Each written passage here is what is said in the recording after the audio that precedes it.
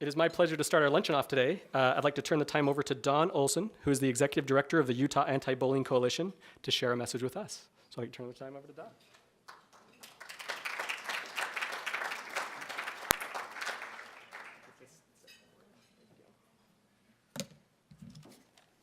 Got it going? Greg, thank you very much. Ladies and gentlemen, good afternoon. It's a pleasure to be here today. I am honored to share this podium with Chrissia, realizing that I am like a mule at the Kentucky Derby, or, the radishes among the strawberries and all of those things, but it's great to be here. Love St. George. We've had a home here for a number of years. Greg, I would participate in the walk around Intermountain Healthcare because if I passed out, I'd be right there to... We're starting there. We're starting early. There you go. There you go. I am with the Utah Anti-Bullying Coalition. Every child, regardless of any number of personal characteristics, deserves to be treated with kindness and respect by his or her peers. According to the Utah Office of Education, 1 in 5 Utah students is negatively impacted by bullying. And we know that a student's learning is severely negatively impacted if he or she doesn't feel safe or welcome at school. Bullying can lead to anxiety and depression, can lead to antisocial behavior, and we know that in worst cases, as we've experienced up on the Wasatch Front and other places in the state of Utah, bullying can lead to suicide. So this is who we are. The Utah Anti-Bullying Coalition is a public-private partnership that is working to help Utah's school students reach their full potential in a bully-free environment. We are a 501c3. We were incorporated in August of 2013, and we kicked off our organization in March of 2014. This is our board of directors. Some of them you will recognize. They are some of Utah's more prominent business leaders. We're very grateful for that. Gail Miller is the chair of the coalition. Jay Francis, Executive Vice President in the Miller Group, is the chairman of the board. Jay has joined me here today. Wave your hand, Jay.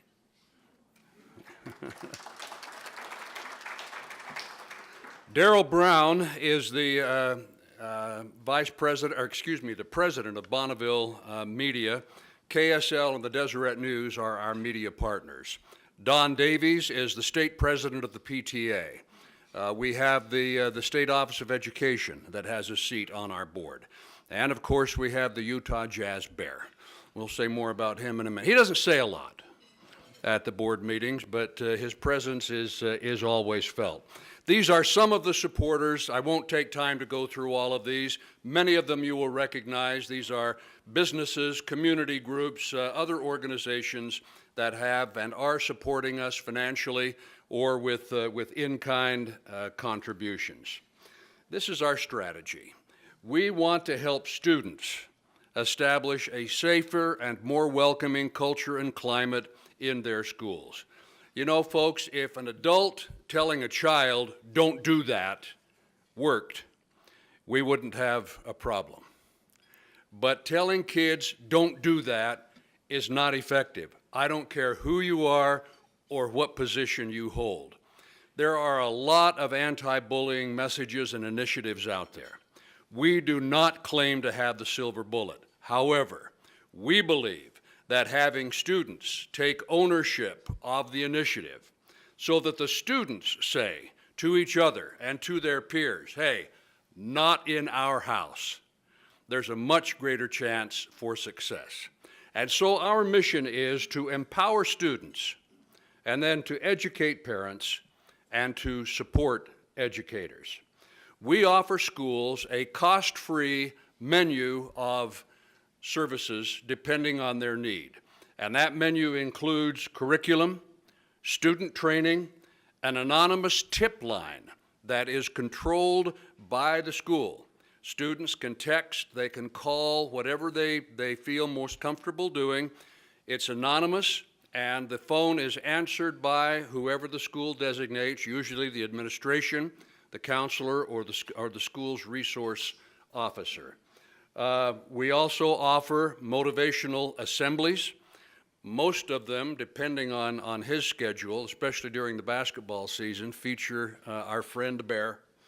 And then we do collateral material as well. Again, depending on what the school thinks they need. What Copper Hills High School up in the Wasatch Front, the state's largest high school, needs is very different than what Panguitch needs. The cultures are different. We don't go in and say, okay, here's your program, folks. We say, how can we help you? And that's what we're saying to the 43 schools here in the Washington County School District. We also encourage students to participate in what we call acts of kindness. Not a particularly original title, but what we're doing is, again, just encouraging students to be kinder and more welcoming and more inclusive with each other. And we emphasize to students, look, you don't have to go out and do a clothing drive for Haitian orphans. All you have to do is be decent to one another. You see someone eating alone in the cafeteria, go and sit down by him or her. Put your arm around him. Just be decent. And again, that goes toward creating this culture and climate of inclusiveness and friendliness.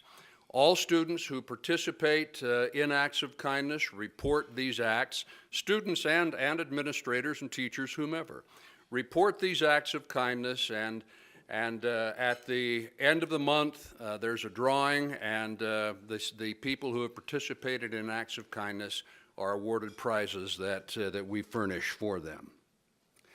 To date, we have helped 73 schools statewide. This last school year was the first full school year that we have been in existence. And so we're very pleased with what we have been able to accomplish so far. And these schools we've helped have taken advantage of all of or portions of this menu of services that we have to offer, and it has all been done to date with private funding. The tip line has been very, very effective. These are the statistics that we have collected through the end of May of 2015. That was the end of the school year. And you can see the tips that we have received from students on these anonymous tip lines. Students are taking advantage of them. They are working. We have a very vibrant and informative website, utahantibullying.org. We would encourage you to look at that. We have a social media presence. We're on Facebook under the Utah Anti-Bullying Coalition. We have a Twitter account. We're on Instagram. And we've received a lot of positive media coverage as well. Also, we were successful in going to the Utah legislature during this last session and getting them to appropriate money for anti-bullying initiatives in the state. They appropriated $175,000. Those funds were administered by the State Office of Education, and each school could apply for up to $1,500 for anti-bullying programs. The last we heard from the State Office of Education, there have been more than $600,000 in applications for this $175,000. So the need is very definitely there. Schools feel it. They feel it acutely. The program that we administer, again, cost-free to schools. We don't go in and sell them anything. We go to schools and say, how can we help you? Let us take this portion of everything you have to worry about. Education and obesity and goodness gracious. Pam, you know, you can run down the whole list of things that schools are responsible for. We go to them and say, look, let us help you with this particular part of what you have to wrestle with. And if schools take advantage of everything we have to offer, it's about $6,000. I want to wrap this up with a quote from Scott Anderson, the president and CEO, of Zions Bank.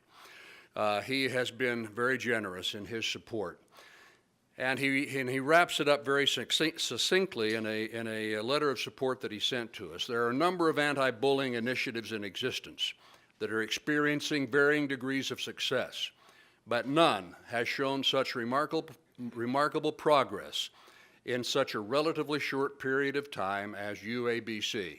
The significant added bonus is that these accomplishments have come at no expense to the schools and the students it has helped. So, we are here today to raise our profile a little bit with you and ask you to take the pledge and to join us in creating more welcoming and inclusive environments in the 43 Washington County schools. We have put envelopes on the table. They are stuck there between the flowers and the salt and pepper. With a little donation slip. Should you see it, if you'd like to participate, we would very deeply appreciate it. I want to emphasize to you that every dollar raised in Washington County stays in Washington County to benefit the 43 schools in the Washington County School District. Yes?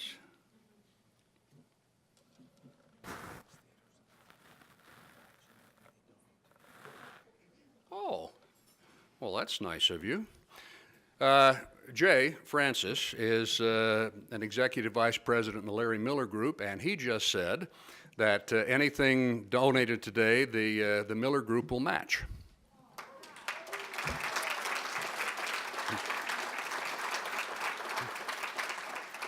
So now you see why we invited Jay to this luncheon.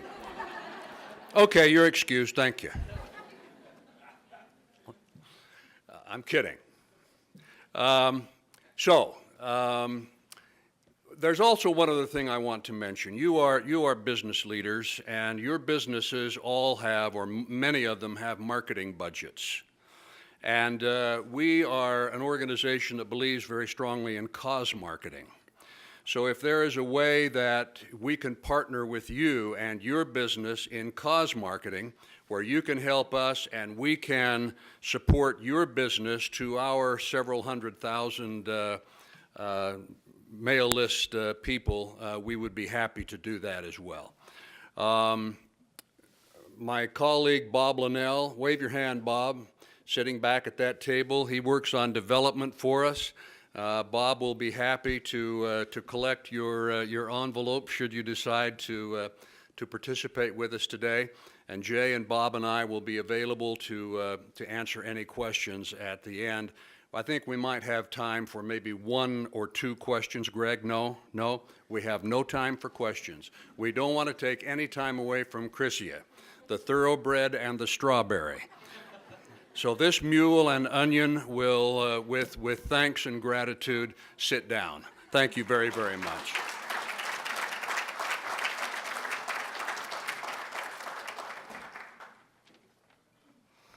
All right, thank you, Don. Now, Don, you'll be here afterwards for some questions, is that correct? So please approach Don afterwards. We just have such a tight schedule today, so he'll be available for questions. Don, we'd like to thank you for coming and sharing this with us. This is a great cause, and the Chamber stands firmly behind it. Jay, we'd really like to thank you for being here today, too. Thank you very much. So without further ado, I'd like to turn the time over to our inspirational speaker today. So to tell you a little bit about Chrissia, to tee this up, Chrissia graduated from Desert Hills High School, where she was MVP of the swim team for all 4 years. She attended Dixie State University, where she served as the DSU ambassador, as the DECA Club president, the public events chair for the DSU Student Association, and was Miss Dixie in 2013. She was just crowned Miss Utah a little over a month ago and will be representing our state at the Miss America pageant this September. What an inspirational life, what an amazing person. It is my pleasure to turn the time over to Miss Utah, Chrissia Beatty.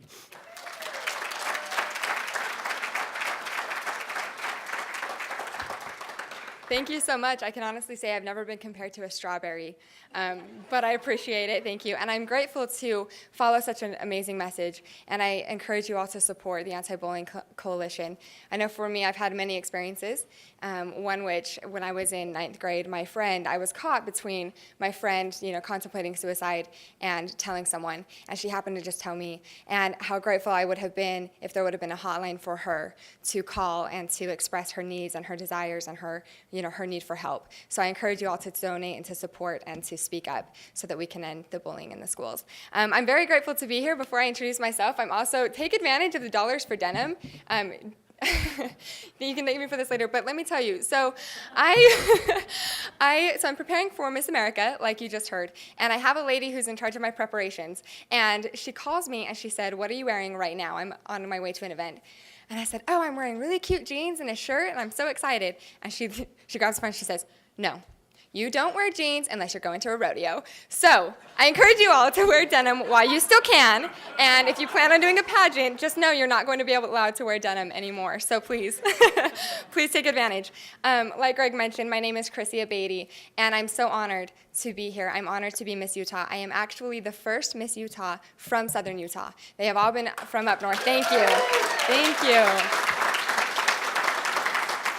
Yes, I'm excited to represent our state, and I've been so busy in the month and the week that I've been crowned, and a lot of my events, surprisingly enough, have been down here in Southern Utah, and so I'm grateful for the support and your encouragement, and I hope to make you proud as I compete for Miss America, but we'll talk about that a little bit later.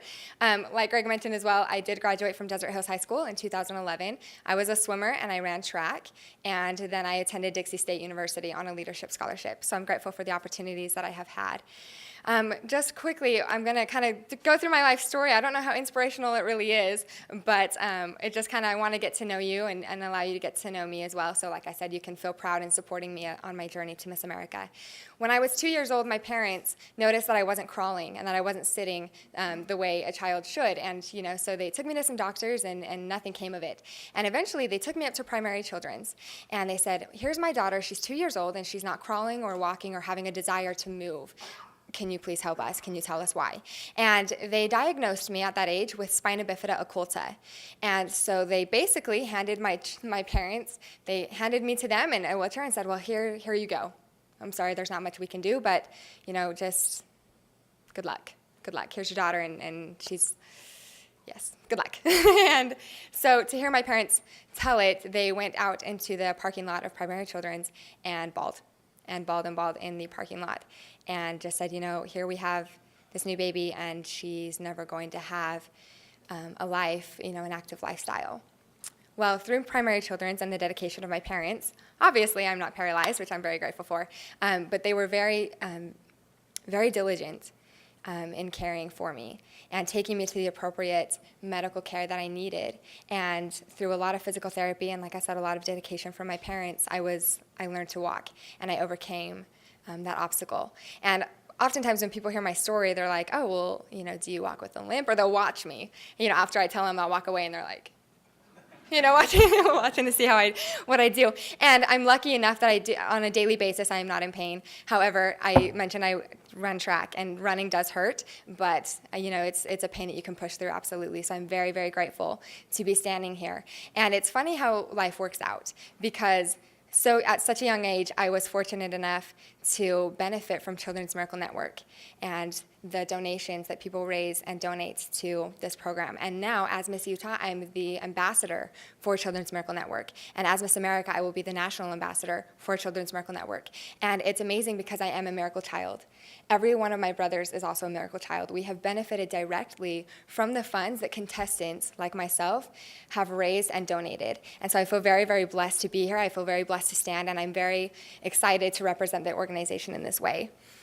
As I mentioned as well, I was a swimmer, and I love to talk about swimming. We could talk about swimming all day, but we don't have that time. But I want to tell you a story. So when I started, I was really bad at it. And my parents had put me in swim lessons, and they said, "I think she has potential. Let's try her in swim team." And so the very first day of swim team, I didn't even make it halfway. And I was out, and I was coughing and wheezing, and I think I was dying. And I looked at my mom, and I said, "Please take me home. This is so hard." And she kind of laughed, and she looked at me, and she said, No, you can do hard things, just put in the work, get back in. She said, after 2 weeks, if you still hate it, you can quit. Well, 2 weeks later, and I absolutely loved it. And so I became really competitive and thus began my swimming career. So that was when I was 7. When I was about 10, I was still horrible and I wasn't winning, and I like to win. And there was a particular meet that we went to, and I was feeling really good about a race, and it was predicted that I was going to win this race. So I'm swimming, I'm doing my best, and I hop out, and it looks like I won. So I'm jumping, and I'm so elated, and I run over to my coach, and I'm like, oh, I'm so excited, I finally am winning. And he looks at me, he's like, oh, Chrissia. He said, okay, so you didn't win. And he's like, but you got a PR. And I was like, yes, is it shiny? And he's like, no, it's not. He said, but it's a PR, it's a personal record. He said, I'm so proud of you. He said, basically what happens is you've swam faster than you've ever swam before. And because of this, you get to swim with better swimmers in faster heats. And so you'll get better and you'll start to win. So I'm all excited and I run over to my parents who are ready to embrace me and say it's okay that I didn't win. So I run over and I'm like, guess what? I got a PR. Awesome. I'm like, yes, I'm going to get faster. And so from then on, that's kind of become the motto for my life and the motto in my household is, did you PR today? Did you PR in whatever you did? Were you nicer to someone today than you were yesterday? Did you get up earlier today than you did yesterday? What did you do that allowed yourself to set a personal record and move you forward? And so that was kind of my motto as I decided to prepare and compete for Miss Utah. So, my journey to Miss Utah. When I was a teenager, someone approached me and asked me to do the scholarship program for the teens and represent. We lived in Price at the time, and so they asked me to represent Carbon County. And I did, and I won scholarship money, and it was great. And then we moved down here in 2008 when I was 15, and they asked me to do the same thing. So I competed again, won scholarship money, and it was phenomenal. And that was it. I was an athlete, and that was it. That was the extent of my pageant desires, if you will. And so I had graduated high school, and Miss Washington County was coming. And I had some friends who were competing, and they came to me and said, Chrissia, I think you should compete. No, I'll pass. I'll come and I'll support, but I'll pass. Okay, 3 days before Miss Washington County, I was like, yeah, I'll do it. This will be good. I can play the piano, and I have a dress. So I started practicing my piano, and the day of, I walk into my parents, and I was like, hey, so I'm in a pageant tonight. It's at 7 o'clock if you want to come. Yeah, my dad's here. He's like, yeah. That's exactly how it happened. And so I went in, and I felt so in over my head, but I just was having a good time. Well, then we're standing at the end, and I was standing there, and they were about to announce the winners, and I'm like, okay, I think I got second runner-up. I feel pretty good about that. So they called second runner-up, and it wasn't me, and I was like, oh my gosh, I got first runner-up. I'm so excited. And they called first runner-up, and it wasn't me. I was like, man, well, I guess I should have practiced. Maybe I should have done this. Maybe I should have bought a dress. Maybe, and I'm going through all these things. And while I'm doing so, they announce my name. And I'm like, okay, yeah, maybe I'll do this again one more time. And so they're like, hey, Chrissia, come on up, Chrissia, anytime. And finally, I came to, and I fist pumped, actually. Oh, I won! So I come forward, and that was the journey. That was the beginning of my journey. And 3 years later, here I am. Actually, 4 years later, here I am. And I'm very, very grateful. So I went to Miss Utah as Miss Washington County, had an amazing support system, and had an incredible time. I made top 10. I learned a lot. I won scholarship money, and I thought, you know what, I'm throwing in the towel. That's it. I was actually going to get married, but that's a whole nother story. So, so came back, gave up my title at the end of my year, and was happy. I was very, very happy. I was happy with my experience. I learned a lot. Well, Miss Dixie starts coming. And again, people came and said, Chrissia, I'm telling you, you should do a pageant. I'm like, believe it or not, I'm not a pageant person. I'm not a pageant girl, so I'll pass. I don't know, maybe 3 weeks this time. Before 3 or 4 weeks, I'm like, you know what? I feel like I have more to give.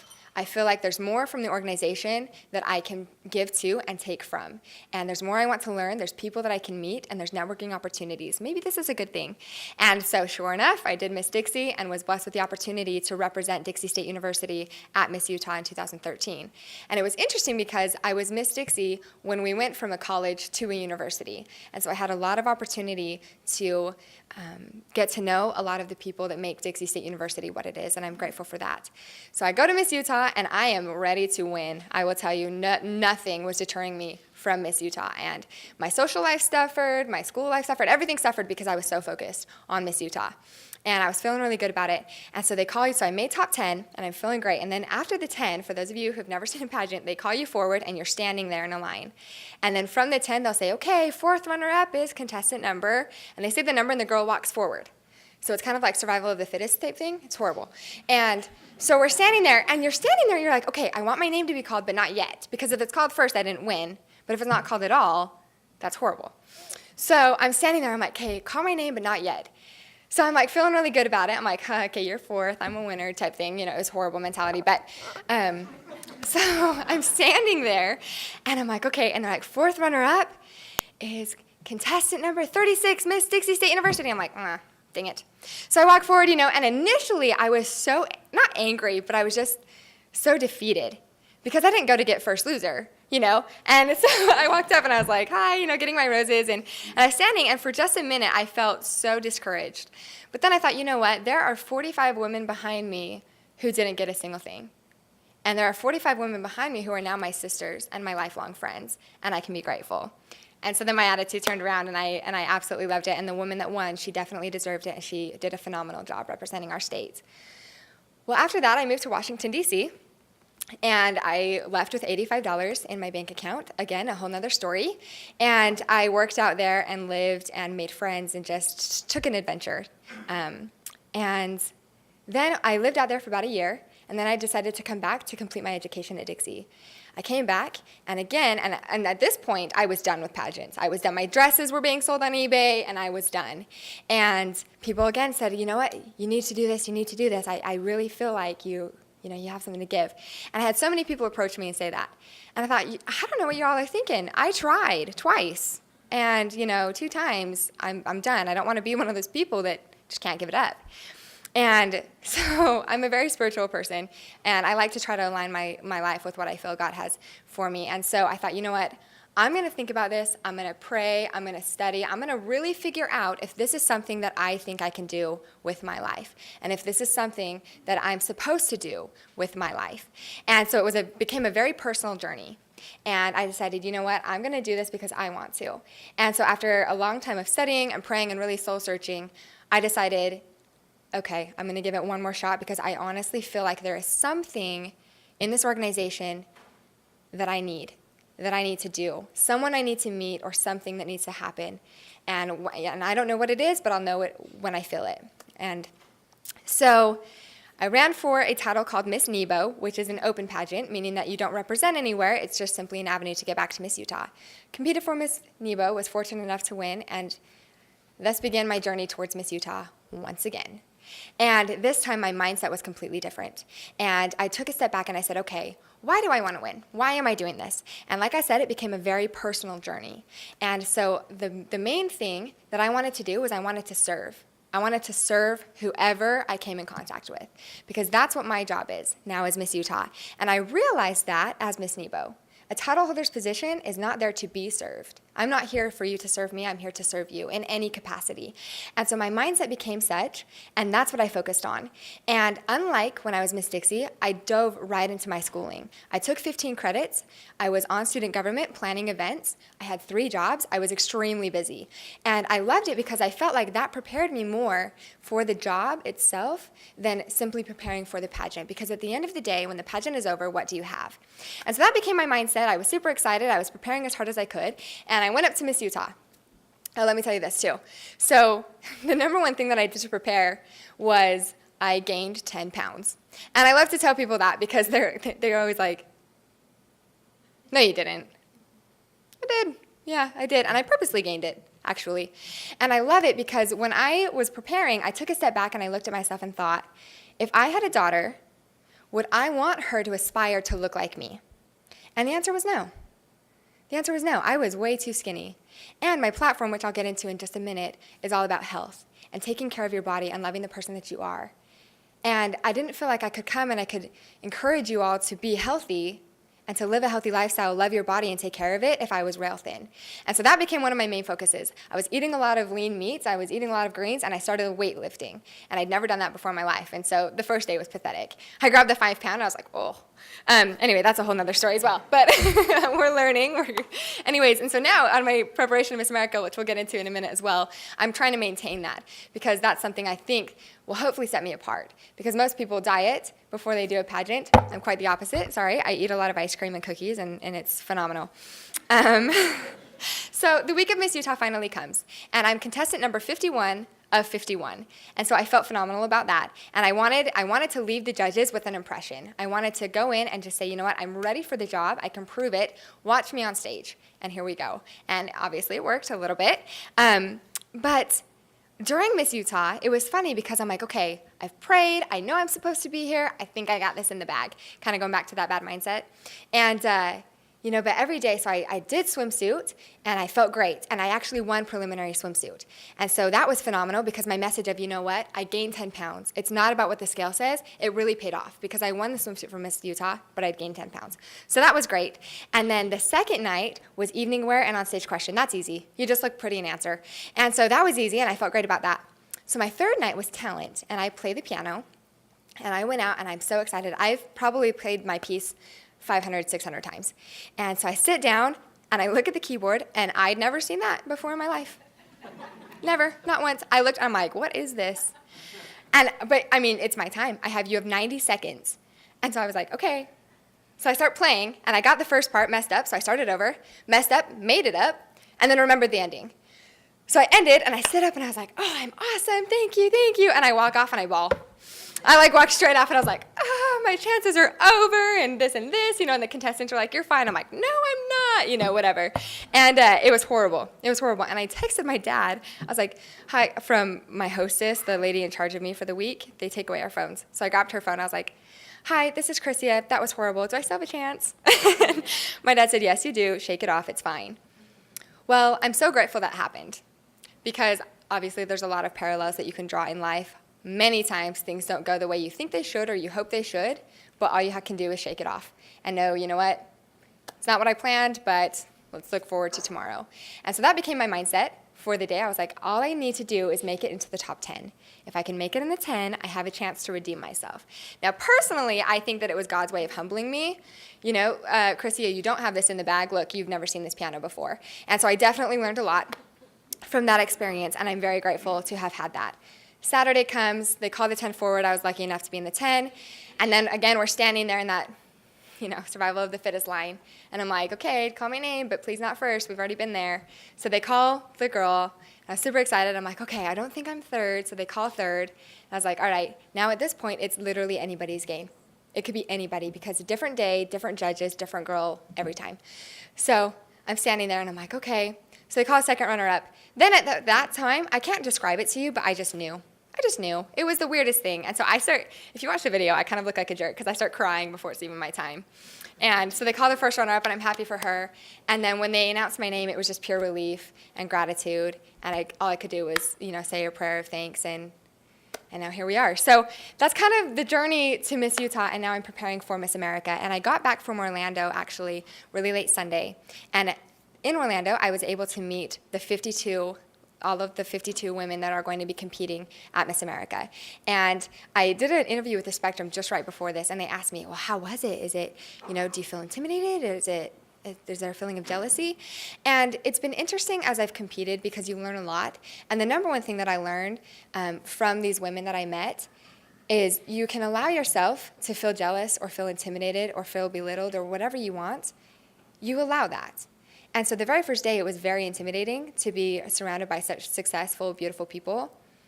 But at the same time, we all do things that get ourselves there as well. And so it was very encouraging, and I'm very excited to go to Atlantic City. I leave in 25 days, not that anybody's counting, but I leave in 25 days to compete for Miss America, and I cannot wait. It's been 30 years since Miss Utah has been crowned Miss America.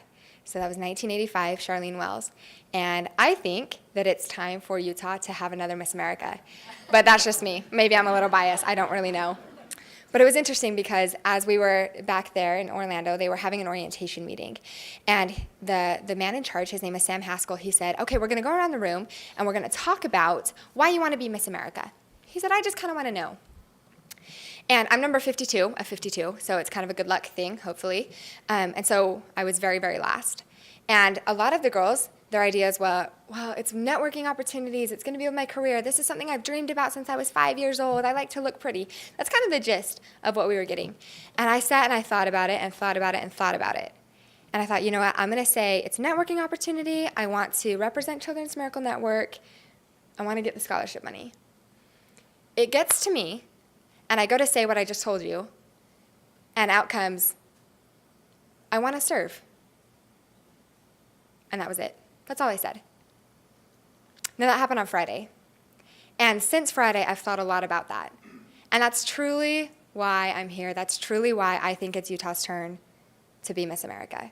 Because I want to go and I want to serve, because it's something that I'm capable of. It's something that everyone is capable of. And I don't come from a background, that is necessarily, I don't know. I mean, I'm grateful for I had an amazing childhood. But my background, my childhood was not easy.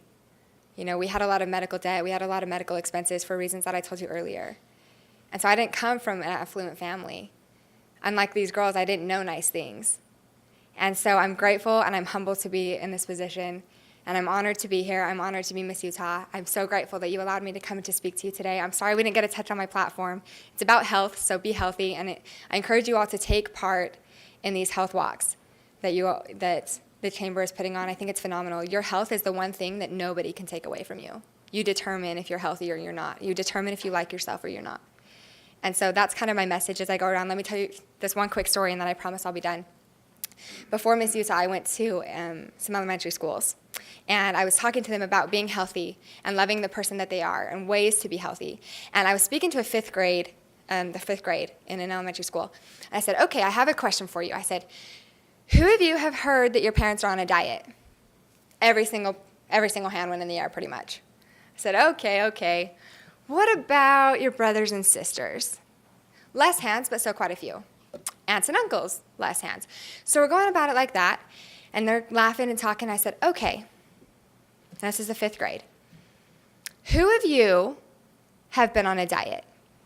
And in fifth grade, every single hand went in the air. I talked to 285 students that day, and every single hand went in the air. And that moment, I knew that my platform is needed. At that moment, I knew that our generation and the generation under us needs to know about their health. They need to know what healthy is. And my platform has come at such a great time because I don't think that American society knows what healthy is. They don't know if it's skinny. They don't know if it's being fit. They don't know if you weigh. There's so many ideas about what health is rather than listening to your body and taking care of your body. And I'm so grateful to be a spokesperson for the Live Well program and to go around and just say, you know what, we're all built different. There's different ways to be healthy. Let's figure out what works for you. So I'm grateful. Thank you so much for allowing me to be here. I'll stick around, so I'd love to meet as many of you as possible. And thank you so much.